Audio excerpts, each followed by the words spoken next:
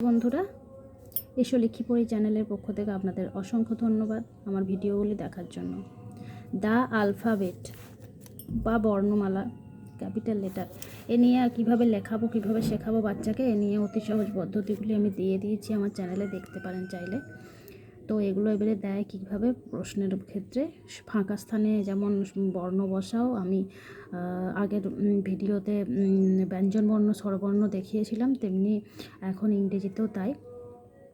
এরপরে বি আপনারা দয়া করে এরকম স্পেস দিয়ে দিয়ে লেখাবেন না, এরকমভাবে মানে ছক করে লেখাবেন, যে ঠিক যেভাবে পরীক্ষায় দেওয়া থাকে।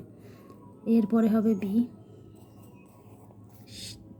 এ বি সি আছে, সি এর পরে হবে ডি, ডি এর পরে ই, তারপর হবে এফ, তারপর হবে জি, এইচ আছে, আই, জে দেওয়া আছে এখানে। তো জে এর পরে হবে কে, এল আছে, এল এর পরে এম, এখানে আমি এম দিয়ে রেখেছি, এম, এম এর পরে এন, এন এর পর ও, পি আছে, পি এর পরে কিউ, কিউ এর পর আর, আর এর পরে হবে এস,